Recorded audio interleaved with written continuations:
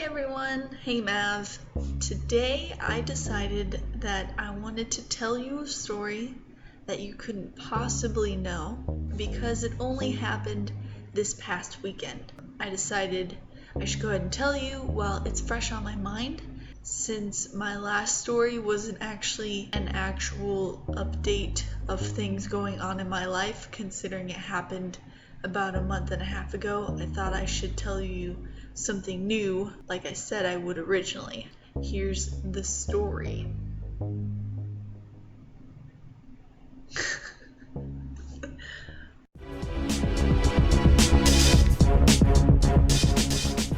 This past weekend was my first weekend here in Korea.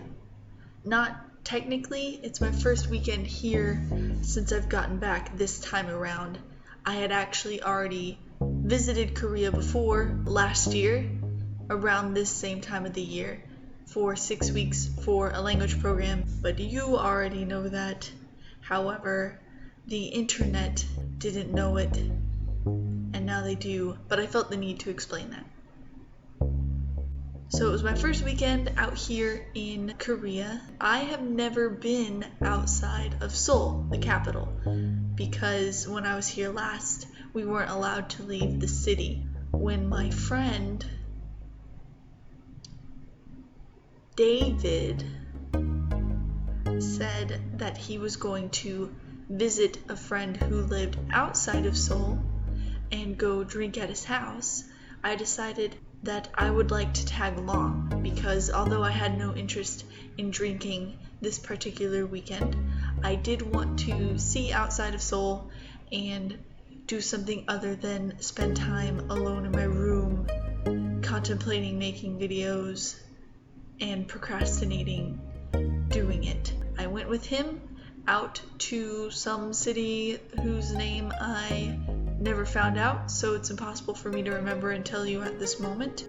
Oh, when we were on our way there, we took a bus. It went directly from outside of where we live to wherever we were going. I don't remember. By the time my friend David and I had gotten onto the bus, most everyone else was already there. Because of that, most of the seats were taken. We couldn't find 2 seats that were empty that were next to each other. We made our way to the back of the bus and we found these 2 gentlemen who were obviously friends. They had been talking ever since we got on the bus. We asked if they would mind moving over so that we could sit together and they could sit together and we'd all be happy bus riding passengers all together. I felt we had been very polite, but they disagreed and were not very polite in their response back. In the end, David and I did not sit together. I had to sit next to a stranger. Therefore, it felt very awkward and felt every minute of that bus ride out to whereversville. After we get there, we go to his friend's house. I don't remember their names. That saves me the trouble of making up replacement names. I will just call them the couple because I don't remember their real names anyway. We arrived at the couple's house. They were not home. Even though they had been expecting us, they were not there at the moment we arrived, but they did give David the PIN number, whatnot, security codes to get into the house. So David and I sat in the house by ourselves for about an hour and we didn't even speak to each other almost the entire time. It wasn't until about 20 minutes in that I realized we hadn't even been speaking, because immediately we got inside, made ourselves comfortable, took off our shoes, sat on the couch, and got on our phones. It's moments like that that make me realize I'm part of the the younger generation. 20 minutes passed before I even realized that we had both just been sitting there in silence in someone else's house on our phones. I'd been playing Robot Unicorn Attack 2. I think I gained 2 levels while I waited for the couple to get back. When they got back, they had in tow their 2 small children, who were adorable, by the way. One of them was only an infant. I don't remember her name. Not that it matters, I guess, but she was cute. And they had a little boy whose name I also don't remember. I know, you're so proud of me.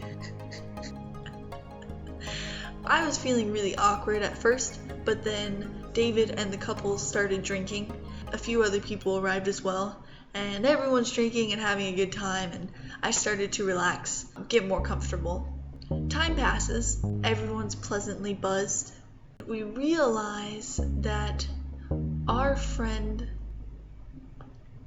Maurice had never showed up to the party. We had all already eaten the food, been watching children's TV on Korean Disney Channel. That was interesting. We realized he wasn't here, and he was someone that I had known before I'd moved out here to Korea, and I had been looking forward to seeing him again. He wasn't here. We all decided that we would go and pick him up. So there was one other person at the party who had not been drinking. He had planned to drive home, and so he had a car, and we'll call him Driver Man. Because believe it or not, I don't remember his name either. Driver Man, David, and we'll call him Drunk Guy, because I don't remember his name. Driver Man, Drunk Guy, David, this other guy, and myself all pile into this small car, this small, generic, white car, go to pick up our friend Maurice.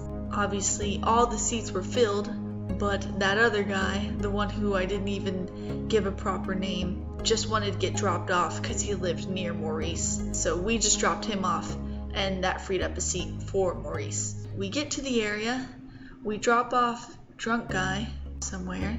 Driver Man separated from David and myself to go stop somewhere else because he needed to grab something really quick. And so David and I went on a little adventure to try and find Maurice. What ended up happening is we knew the building that Maurice lived in, but we did not know his room or even which floor he lived on. So we just walked in, strolled through the lobby, got in the elevator, and picked a random floor. Right before the elevator went up, another small group of people came into the elevator. I realized that they were talking about our friend Maurice, but David, being slightly inebriated like he was, had not noticed and went ahead and stepped off on the floor that we had originally picked.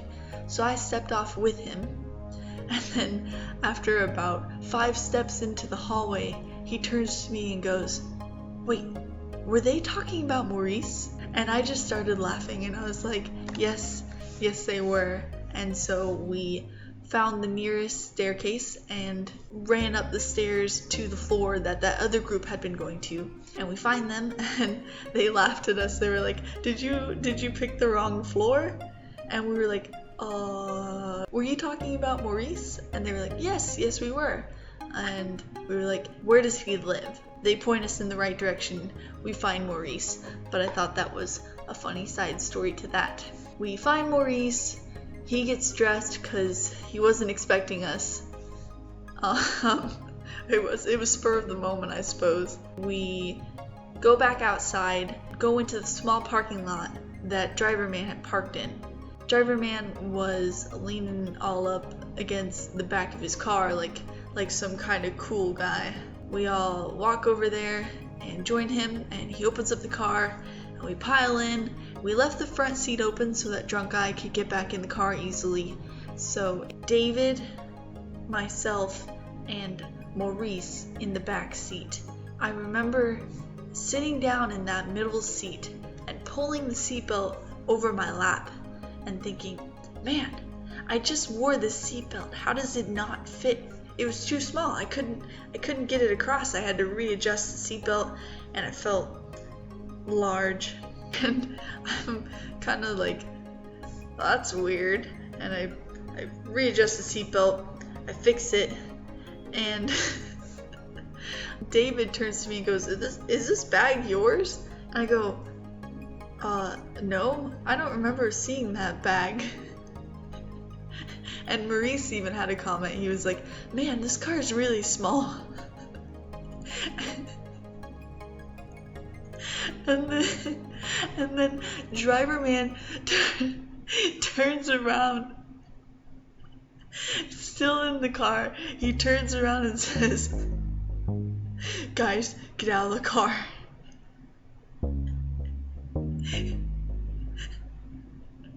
And the three of us just stare at him blankly. He goes, seriously, get out of the car, you guys. And we all like start getting out of the car, listening to him, because, you know, he told us to, but we didn't know why. And we're all like, why? And he goes, this isn't my car. This isn't my car, you guys.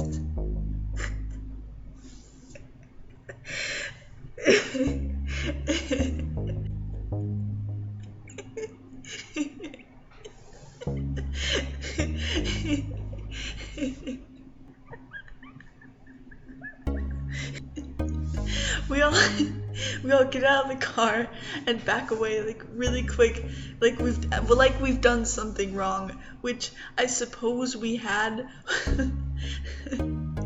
But it wasn't really our fault.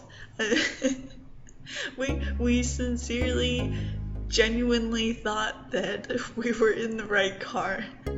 And we go just a little bit further, and behind this huge van was his actual car that looked exactly the same.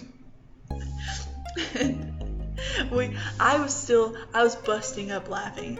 I was laughing so hard, like harder than I am now. I'm laughing thinking back on it.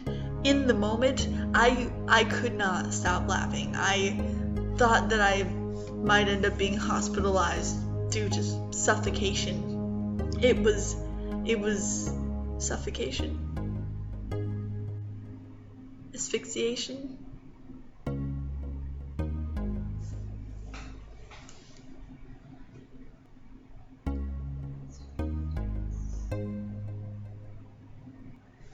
Asphyxiate.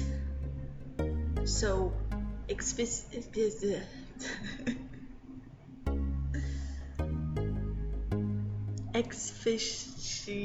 can't even say it anymore. I can't. You know what I mean. You know, I couldn't breathe. I was laughing that hard. I think I was even like doubled over, clutching my stomach. I couldn't walk. I was laughing so hard. Driver man was really embarrassed, and we're all teasing him and poking him and like having our fun, you know. And he's like, it looks the same, you guys, okay? You don't know how hard it is to have a generic white car in Korea. You don't get it. And in the end, he's not really that at fault. Whoever's car that actually was did leave all their doors unlocked, and they even had the windows down. We had put the windows down when we drove there, and this person had all their windows down, had all the doors unlocked. You know, it's not really our fault. It's not my fault at all. It's not my car. I shouldn't have to know.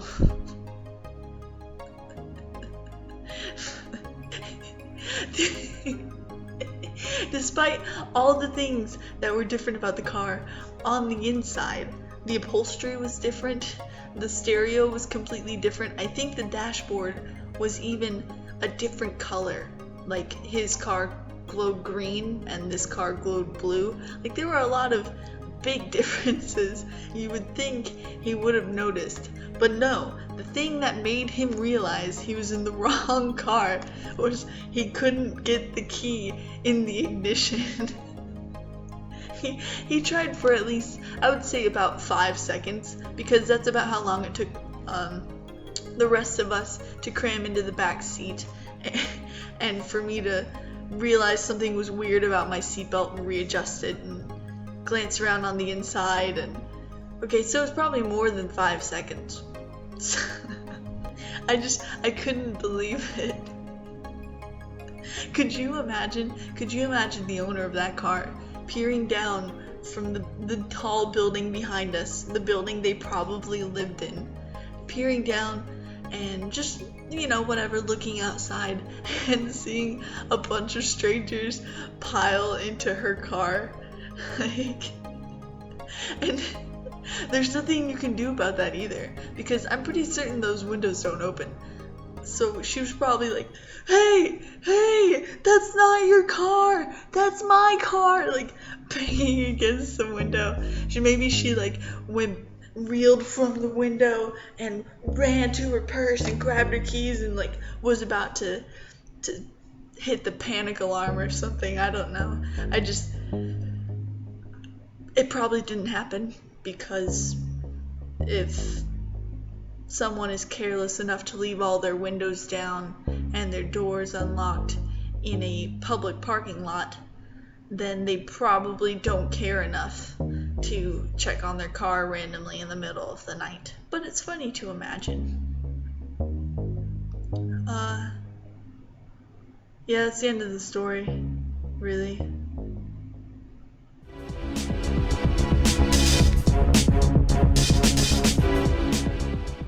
I'm trying to cut down how long the video is. Quick update. My last video was really dark, so I turned on the light this time. And also, I got a chair. Here we go. Ready? I got a chair. Ooh. This is cue the music. Moving on up, right? That's how it goes. Something like that. Yeah, now I have a chair, so I don't have to awkwardly sit on my bed and cradle you in my lap like a small child. And this will help reduce the amount that I shake the camera and probably make you angry. So there's that. As you can see, my room's pretty barren. I don't have my things yet. That's also why I have to use this really harsh light above me instead of my nice, comforting, flattering desk lamp that I'm still waiting to be shipped to me along with the rest of my things. And then my room won't seem like an empty shell anymore. Oh, I have the perfect thing for that. Ready? You ready for this? Alright.